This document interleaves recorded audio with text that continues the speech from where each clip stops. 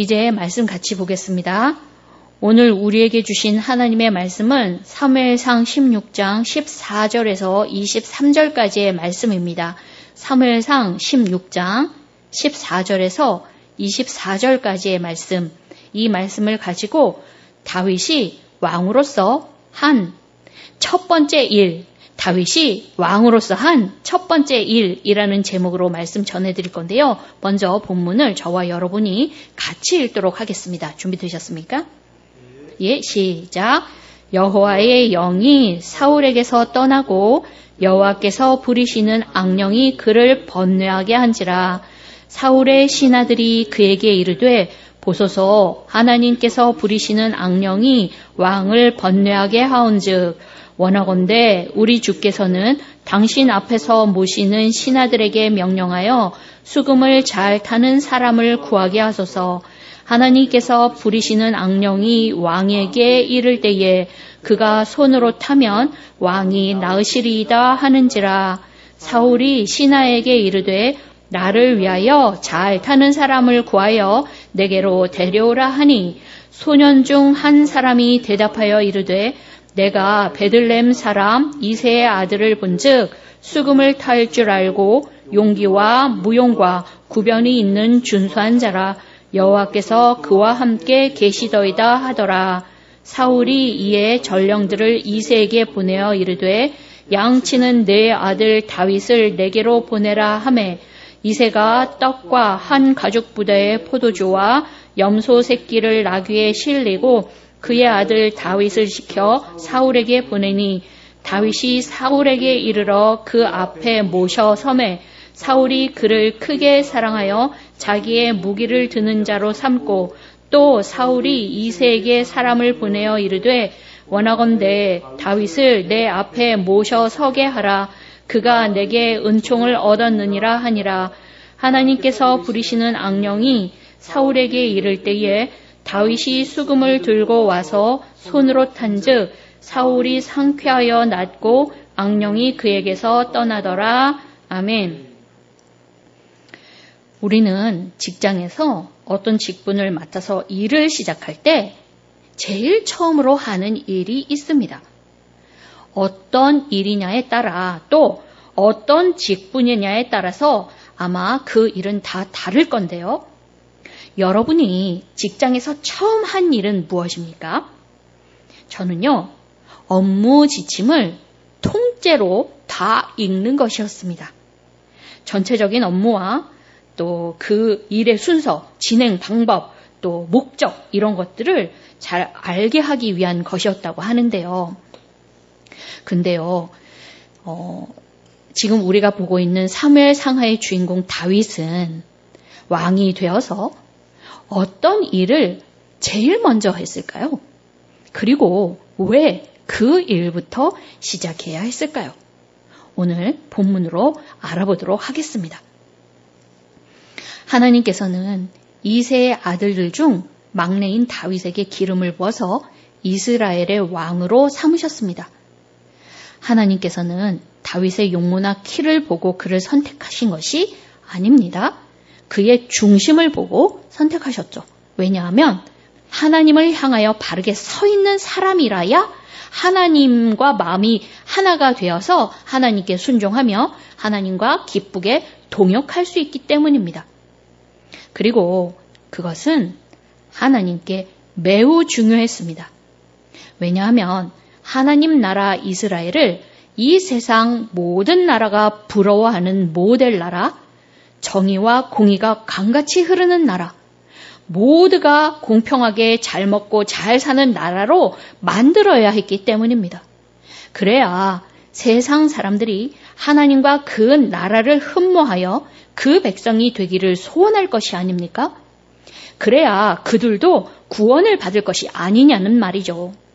그러니까 하나님이 다윗을 선택하신 목적은 최종적으로 세상의 모든 사람들을 구원하기 위한 나라를 만드시는 것이었다라는 것입니다. 그 나라의 존재 자체만으로도 전도가 되는 그런 모델 나라를 만들어서 세상 사람들을 구원하시는 것이었습니다. 성도 중에 누군가가 정말 세상에서 빛과 소금이 되는 삶을 살 때 사람들이 그를 보며 하나님을 흠모하며 믿게 되는 일이 벌어지는 그런 현상이 국가 단위로 일어나는 것을 바라신 것이죠. 그래서 하나님께서는 마음에 합한 다윗을 선택하여 기름을 부으셨습니다. 기름을 붓는다는 것은 그에게 당신의 성령을 부어주셔서 그가 하나님께서 맡기신 일을 잘 감당하도록 지혜와 능력을 더하여 주신다라는 뜻입니다. 그러니까 다윗은 이제 기름 부음을 받아서 하나님의 일에 참여하게 된 것입니다. 다윗은 이스라엘의 왕으로서 하나님의 일, 곧 진짜 왕의 일에 참여하게 된 것이죠. 그러나 사울에게서는 여호와의 영이 떠났습니다. 그는 2번의 큰 불순종으로 인하여 하나님께 버림을 받았습니다. 그런데 특이하게도 그의 불순종은 2번 다 제사, 곧 예배와 관련이 있었습니다. 블레셋과의 전투에서는 사무엘이 제사에 늦자 군사들을 단결시키고 전투를 준비할 목적으로 자기가 임의로 제사를 드린 것이었고요.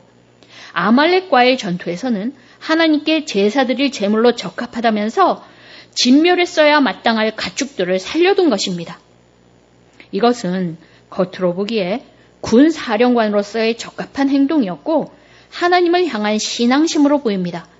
그러나 사울의 마음을 깊이 들여다보면 거기에는 하나님이 아니라 자기 자신과 백성들만 있었습니다. 그래서 하나님께 순종하는 것이 아니라 하나님을 이용하여 자신의 행위를 정당화하려고 한 것입니다.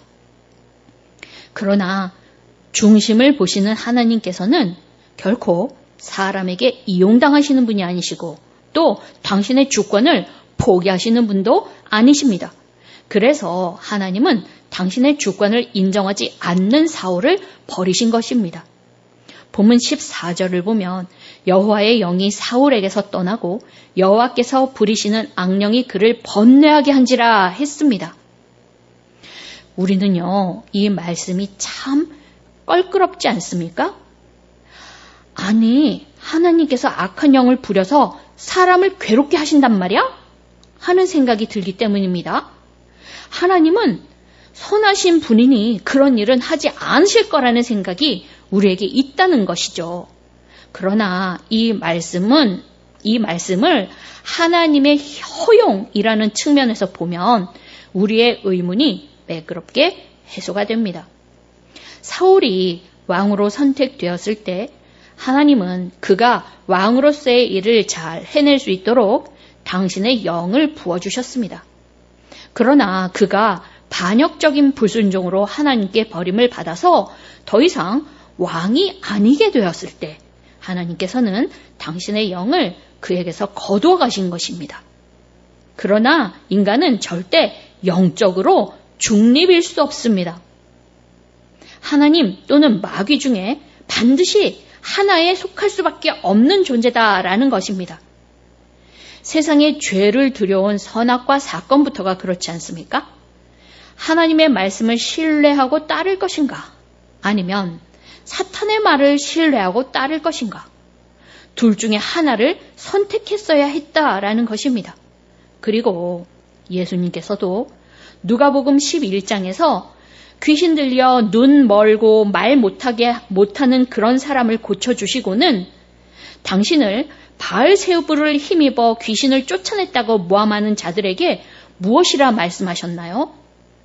나와 함께하지 아니하는 자는 나를 반대하는 자요, 나와 함께 모으지 아니하는 자는 해치는 자라고 하셨습니다.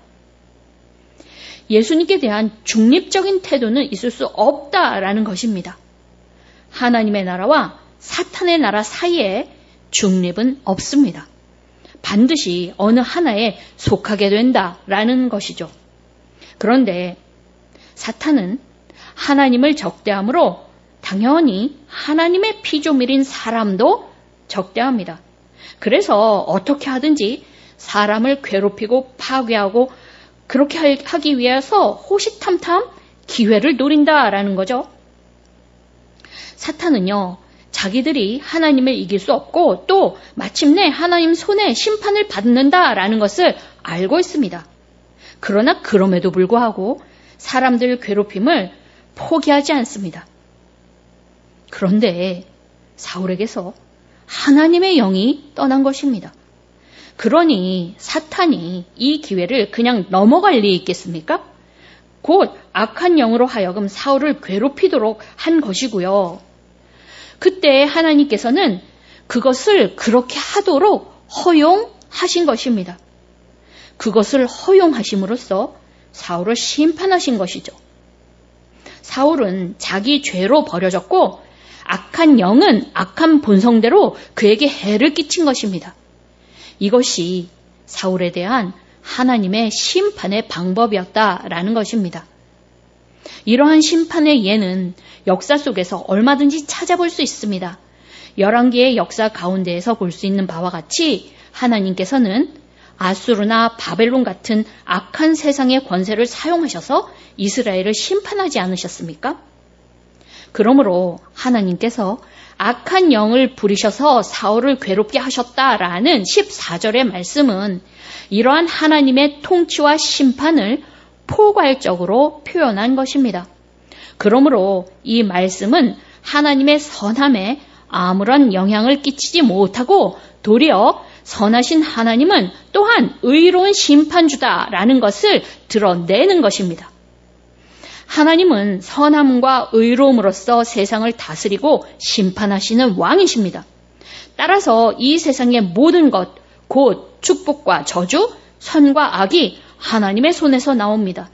하나님은 사탄, 마귀도 다스리시는 분입니다. 그러므로 사울이 악령에게 괴롭힘 받은 것은 그의 불순종으로 말미암는 하나님의 의로운 심판이었다라고 말할 수 있습니다. 그러나 하나님께서는 심판 중에도 긍휼을 잊지 않으시는 분입니다. 하나님께서는 악령으로 번뇌하는 사울을 도울 사람들을 붙여주셨던 거죠. 15절과 16절 말씀입니다. 사울의 신하들이 그에게 이르되 보소서 하나님께서 부리시는 악령이 왕을 번뇌하게 하온즉 원하건대 우리 주께서는 당신 앞에 모시는 신하들에게 명령하여 수금을 잘 타는 사람을 구하게 하소서. 하나님께서 부리시는 악령이 왕에게 이를 때에 그가 손으로 타면 왕이 나으시리이다 하는지라. 사울이 잃어버린 나귀를 찾아 헤맬 때 그에게 제안하여 사무엘에게로 인도한 사람은 바로 그의 사환이었는데요. 이번에도 사울 옆에서 시중 들던 소년이 이 괴로움 당하는 사울에게 제안을 하나 한 것입니다. 수금 잘 타는 사람을 데려와서 악령을 쫓아내자고요. 사울은 그의 제안을 받아들여서 그 사람을 구하여서 데리고 오라라고 말합니다. 그러자 사울을 시중 들던 소년 중에 하나가 다윗을 추천하죠. 18절입니다. 소년 중 한 사람이 대답하여 이르되 내가 베들레헴 사람 이새의 아들을 본즉 수금을 잘 타고 탈 줄 알고 용기와 무용과 구변이 있는 준수한 자라. 여호와께서 그와 함께 계시더이다 하더라. 그러니까 18절은 다윗을 천거한 이유가 되면서 또 다윗의 프로필이다라고 할 수 있는데요. 일단 다윗은 수금을 잘 타는 사람이었습니다. 수금을 잘 타는 것이야말로 사울을 돕는 데 필수 요건이 되는 거겠죠. 그리고 다윗은 용기와 무용과 구변이 있는 준수한 사람이라고 했습니다. 그런데 이 소년은요, 다윗이 용기와 무용이 있다는 것을 어떻게 알고 추천을 했을까요? 아마도 17장에서 골리앗과 대치 중에 다윗이 사울에게 한 말을 보면요. 여호와께서 나를 사자의 발톱과 곰의 발톱에서 건져내셨은즉 나를 이 블레셋 사람의 손에서도 건져내시리이다 하는 말이 나오는데요. 이 소년은 사울보다 먼저 떠도는 소문을 통하여 이 소식을 먼저 들어서 알고 있지 않았을까라고 우리는 예상할 수 있습니다. 맨손으로 사자와 곰을 상대했다면 용기가 있고 또 싸움에도 능한 재능이 있는 자라야 하는 게 아니겠습니까? 그리고 여기서 또 구변이 있다라는 말은요, 말솜씨가 좋다라는 뜻이 아니라 사리 분별을 할 줄 아는 사람이다라는 의미입니다. 다윗은 생각이 깊어서 한 나라의 왕인 사울의 건강 상태를 여기저기 마구 떠벌리고 다니지 않을 사람이다라는 거죠. 그런데 다윗이 갖춘 이러한 조건들보다 훨씬 더 중요한 것은 여호와께서 그와 함께 계신다는 것이었습니다. 그러면 다윗을 추천한 이 소년이 이 사실은 또 어떻게 알았을까요? 그것은 간단합니다. 다윗에게 임하신 여호와의 영이 다윗의 삶을 통해 드러났기 때문인 거죠. 사울에게 여호와의 영이 임했을 때를 생각해 보세요. 하나님께 좀 무관심했던 사울이 선지자들과 함께 찬양도 하고 그랬지 않습니까? 그러니 다윗에게서도 충만하게 임하신 여호와의 영이 어떤 식으로든 그의 삶 가운데 나타났을 것이다 라는 말이죠.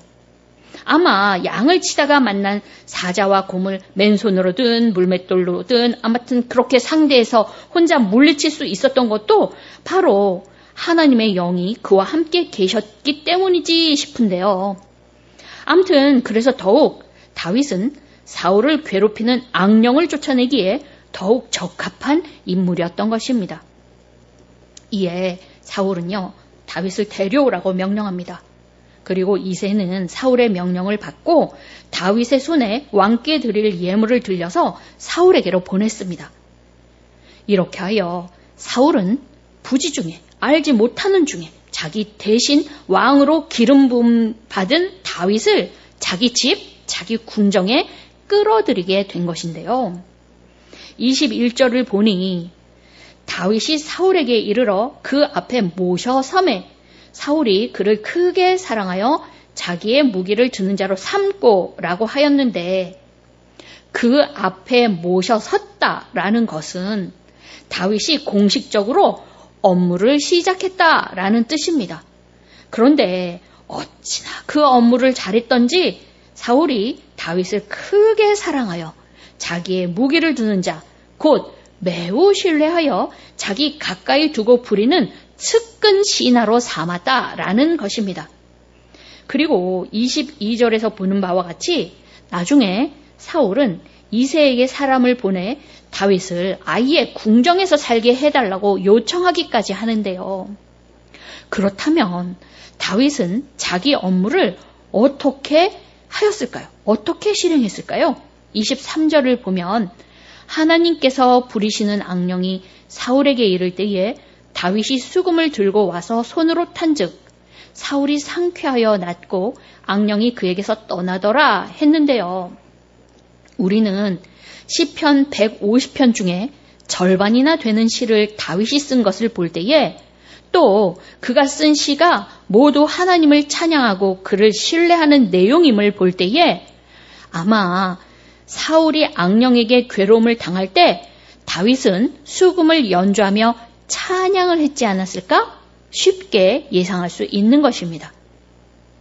여호와의 영으로 충만한 다윗이 전심으로 하나님을 찬양했다면 그곳에 하나님의 영이 임하셨을 것이고 그러면 사울을 괴롭히던 악령이 쫓겨갈 수밖에 없지 않겠습니까? 그런데요, 하나님께서는요, 왜 왕으로 기름 부음 받은 다윗에게 이 일을 맡기신 것일까요?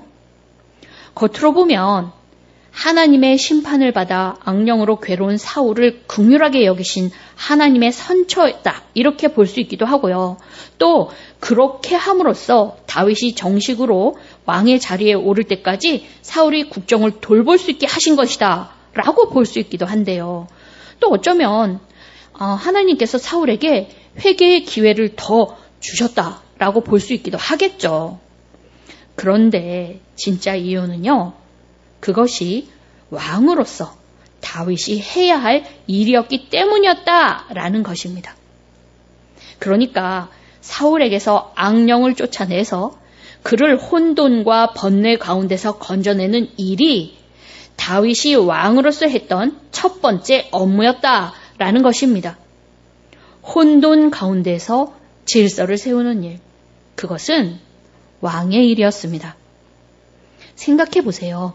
진짜 왕이신 하나님께서 하신 일도 그것이지 않습니까? 하나님께서는 땅이 혼돈하고 공허하며 흑암이 깊음 위에 있을 때에 빛을 창조하시고 해와 달을 창조하시고 물 가운데에서 땅을 드러내게 하셔서 시간과 공간의 질서를 잡지 않으셨습니까? 또 바다 생물은 바다에서, 육지 생물은 육지에서 살도록 삶의 터전을 구별하여 정해 주셔서 각자 살아갈 수 있는 질서를 만들어 주셨죠. 그러니까 하나님께서는 다윗에게 사울이 망쳐놓은 일을 바로 잡으라는 것을 첫 번째 임무로 주신 것입니다. 다윗은 왕이 되어서 진짜 왕이신 하나님처럼 사울의 혼돈과 무질서를 바로 잡아서 그가 국정을 바르게 이끌도록, 그래서 신하들과 백성들이 다시 하나님의 주권을 인정하고 그에게 돌아오도록 섬겼습니다. 그러나 눈에 보이는 다윗의 위치는 왕이 아니었습니다. 사울의 무기를 드는 자, 곧 종이었죠. 그렇다고 다윗이 왕이 아니게 된 것은 아닙니다. 그러면 이것을 어떻게 생각하면 좋을까요? 다윗에게 종으로 섬기는 일은 그 자체가 이미 왕으로서 통치하는 일이었다라는 것입니다. 그러니까 다윗은 종이면서 왕이었던 거고 섬김이 곧 통치의 방법이었다라는 것이죠. 우리는 이에 대하여 다윗보다 더 좋은 예를 가지고 있습니다. 바로 예수님이죠. 예수님은 하나님 곧 진짜 왕이셨지만 이 땅에서는 우리를 섬기는 종으로 사셨습니다. 예수님께서 하신 일을 생각해 보십시오. 왕이셨으나 왕의 자리에 앉아 명령만 하는 왕이 아니셨다라는 것입니다. 손수 병자를 고치셨고 귀신을 쫓아내셨고 비난과 모함을 받으시면서 복음을 전하셨고 급기야 십자가에 자기의 목숨을 내어주심으로써 악한 세상과 섞여서 혼란 가운데 영적, 육적으로 신음하는 당신의 백성들을 구원하시지 않으셨습니까? 예수님은 언제나 제자들뿐 아니라 뭇 사람의 발을 씻겨주는 종으로 사신 왕이셨고 섬김으로 통치하시는 왕이셨습니다. 그런데 그 왕이 다윗에게뿐 아니라 오늘 우리에게도 그런 왕으로서 세상을 섬기라고, 세상을 통치하라고 일을 맡기셨다라는 것을 아십니까? 제가 이렇게 말씀드리면 아니 갑자기요? 언제 무슨 일을 맡기셨다는 겁니까? 하는 생각이 드실 텐데요. 사실 하나님께서는 첫사람 아담 때부터 사람에게 당신의 피조물을 맡기셨습니다. 창세기 1장 27절에서 28절을 보면 하나님이 자기 형상 곧 하나님의 형상대로 사람을 창조하시되 남자와 여자를 창조하시고 하나님이 그들에게 복을 주시며 하나님이 그들에게 이르시되 생육하고 번성하여 땅에 충만하라 땅을 정복하라 바다의 물고기와 하늘의 새와 땅에 움직이는 모든 생물을 다스리라 하시니라 하셨는데요. 이것이 바로 너희 인간들이 하나님 닮은 왕이 되어서 하나님을 대신하여 천지 만물을 다스려라, 돌봐라, 섬겨라 하신 말씀입니다. 창조주 하나님께서 천지 만물을 다스리시는 방법, 곧 질서를 세우신 것입니다. 그런데 천지 만물을 돌보려면, 다스리려면 거기에 대한 지식과 기술이 필요하지 않겠습니까? 또 어떤 사람이 그것을 한꺼번에 다 할 수도 없지 않겠습니까? 그래서 사람은 알게 모르게 하나님이 세우신 창조의 질서를 따라 그 다스림의 질서를 따라 오랜 시간에 걸쳐 각자 흥미 있는 부분을 나눠 맡아서 그 일을 해왔는데요. 그것이 보통 그 사람의 직업이 되었습니다. 여기에는 집안일도 포함됩니다. 그러나 사람이나 괴롭히고 죽이는 일, 그런 일들은 포함되지 않습니다. 하나님께서 명하신 일은 하나님의 성품과 부합되는 일, 하나님의 일과 같은 종류의 일만을 말하는 것입니다. 그게 진짜 일인 거죠. 그러면 또 어떤 분은 말할 것입니다. 나는 내가 좋아서 이 일을 하고 있는 것이 아닌데 내가 좋아서 택한 직업이 아니에요. 네, 맞습니다. 여러분이 그 직업을 가진 데에는 다 어떤 사연들이 있을 것입니다. 싫어도 어쩔 수 없이 하게 된 경우도 있을 수 있다는 거죠. 그러나 우리의 상황 이면에는요, 모든 것을 합력하여 선을 이루신 하나님의 손과 또 그 하나님의 궁극적인 목적이 숨어 있습니다. 그것은 그리스도 안에서 그와 함께 왕이 된 우리가 왕의 일을 하며 점점 성숙해져서 마침내 하나님 나라에서 그와 함께 다스리도록 하시려는 것입니다. 그래서 하나님께서 지금 우리가 하고 있는 그 일을 통하여 세상 중에서 나를 닮은 왕으로 통치해라 하시는 것입니다. 그러니까 우리는 하나님을 닮은 존재들로서 왕이신 하나님의 일을 대행하고 있는 중이다라는 것이고요. 또 그렇게 해야만 한다라는 것이죠. 그런 의미에서 우리 그리스도인들은 모두가 소명을 받은 자들이고요. 우리의 직업은요, 거룩한 직분이 되는 것입니다.